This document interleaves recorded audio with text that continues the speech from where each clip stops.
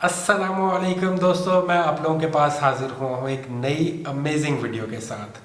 जिन दोस्तों ने अभी तक मुझे लाइक और सब्सक्राइब नहीं किया उनसे रिक्वेस्ट है कि प्लीज़ सब्सक्राइब माय चैनल, और अगर ये वीडियो पसंद आए तो इसको लाइक और शेयर ज़रूर करें, और अगर ना भी पसंद आए तो यार सब्सक्राइब करने में आपका कुछ नहीं जाने वाला। Anyways please subscribe my channel, और इसका लिंक यहाँ पे कहीं शो हो रहा होगा, प्लीज़ उसे ढूंढें और सब्सक्राइब करें। एनीवेज मैं आज आप लोगों को जिस जर्नी पर लेके जा रहा हूँ उसमें मैं अनकवर करूँगा अर्थ की कुछ ऐसी मिस्टेरिकल प्लेसेस जहाँ पे या तो महीनों दिन रहता है या फिर महीनों रात रहती है, और ऐसा क्यों होता है ये मैं आप लोगों के साथ आज इस वीडियो में डिस्कस करूँगा। और आज हम एक्सपीरियंस करेंगे कुछ ऐसे ब्रेथ टेकिंग वंडर्स जो हमारे इस प्लेनेट के रिमोट कॉर्नर्स पे रोनुमा हो रहे हैं। तो एक्सप्लोरर्स हम अपनी ये एक्सपेडिशन आर्कटिक सर्कल से स्टार्ट करते हैं, जहाँ पे हमारी ये दुनिया बड़ी ही दिलकश पोलर नाइट्स में ट्रांजिशन कर जाती है। और नॉर्वे का शहर ट्रोम्सो जो कि 350 kilometre north of Arctic circle पे वाक़ है, और इसका लैटिट्यूड 70 डिग्री नॉर्थ है। यहाँ पे एनुअली मिडनाइट सन्स और पोलर नाइट्स का डिस्प्ले होता है डिपेंडिंग ऑन द सीज़न। और ट्रोम्सो जो है इस पूरे रीजन का कल्चरल हब बन चुका है, और यहाँ पे सालाना बहुत ही समर में फेस्टिवल्स होते हैं, और highest number of wooden houses पूरे नॉर्दर्न नॉर्वे के इसी जगह पे मौजूद हैं। दोस्तों इसकी इसी खसूसियत की वजह से 90s के दौर में बहुत से मुल्कों ने अपने कॉन्सुलेट्स यहाँ पे ओपन कर लिए थे। और दोस्तों हफ्तों सूरज के गायब रहने की वजह से जो एटमॉस्फेयर है, जो स्काई है, एथीरियल ट्वाइलाइट का एक बड़ा ही दिलकश लैंडस्केप पेश कर रहा होता है, और अरोरा लाइट्स का एक डांसिंग और दिलकश किस्म का डांस नज़र आता है। अरोरा बेसिकली डिस्प्ले है नेचुरल लाइट का अर्थ के स्काई में, और ये हाई लैटिट्यूड रीजन्स जो आर्कटिक और एंटार्कटिक में मौजूद हैं उन्हीं में नज़र आती हैं।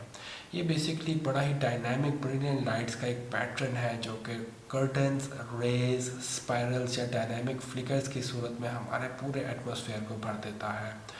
और बेसिकली अरोरा ऑस्ट्रेलिस और अरोरा बोरेलिस दो तरह की लाइट्स हैं।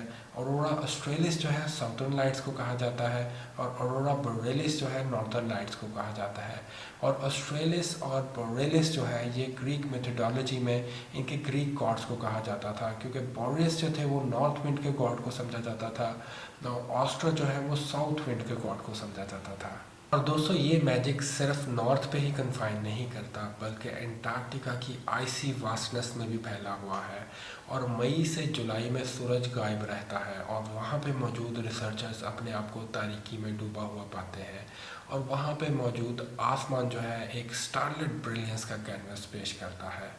और वहाँ पे कुछ एंटार्क्टिक रिसर्च स्टेशंस भी मौजूद हैं, जिनमें से पाकिस्तानियों के लिए एक इंटरेस्टिंग न्यूज़ है, क्योंकि कायद-ए-आज़म मोहम्मद अली जिन्ना पाकिस्तान के फाउंडर हैं, उनके नाम पे एक जिन्ना एंटार्क्टिक स्टेशन 1991 में बनाया गया था, और इसको पाप ऑपरेट कर रही है। हिंदी वाला पाप नहीं, जिसको गुनाह समझा जाता है, बल्कि इंग्लिश वाला पाप, पाकिस्तान एंटार्क्टिक प्रोग्राम जिसको बोला जाता है।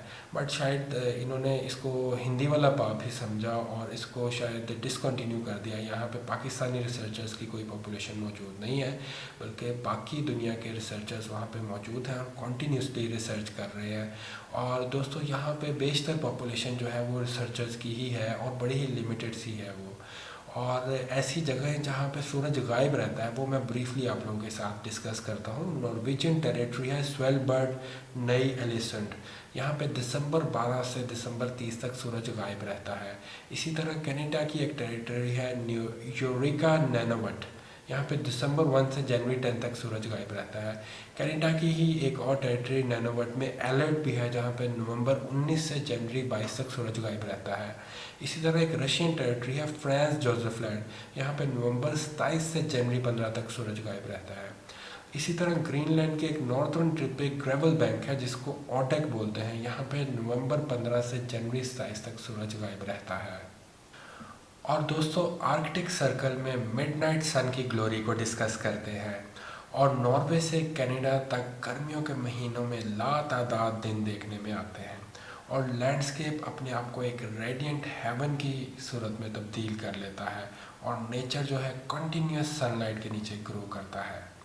इसी तरह दोस्तों एंटार्क्टिका में भी कंटिन्यूस मिडनाइट सन का मंजर देखने में आता है और सूरज डूबने से इनकार कर देता है, और रिसर्चर्स और वाइल्ड लाइफ के लिए एक बड़ा ही इमेजिनरी स्पेक्टिकल देखने में आता है। और हर तरफ बर्फबारी और बर्फ़ नज़र आने की वजह से एक बड़ा ही स्प्लेंडर और जॉय का एक मूवमेंट नज़र आता है।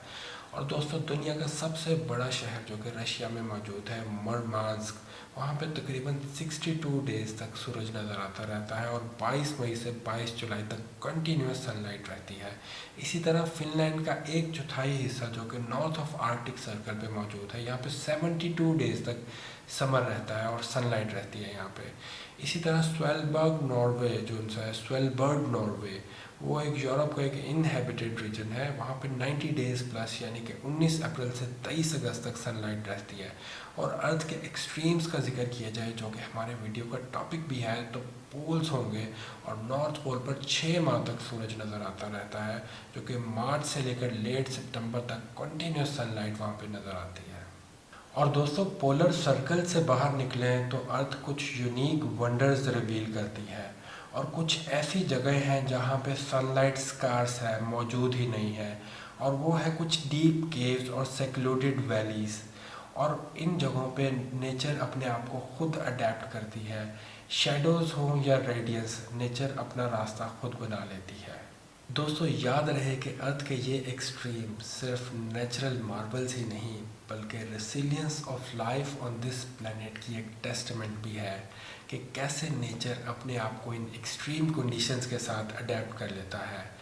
एंडलेस नाइट्स की मिस्ट्री हो या सनलिट डेज की ब्रिलियंस, ये प्लेनेट हमें कॉन्टीन्यूसली इंस्पायर और कैप्टिवेट कर रहा है। Keep exploring, stay curious and embrace the wonders of this extraordinary planet. Until our next adventure, this is Beyond the Horizon. दोस्तों अगर आपको ये वीडियो पसंद आई तो लाइक एंड शेयर ज़रूर करें, और कमेंट्स में इसको बेहतर करने के लिए मुझे ज़रूर बताएं कि क्या करना चाहिए। Until next time, अपना ख्याल रखिएगा। अल्लाह हाफिज़।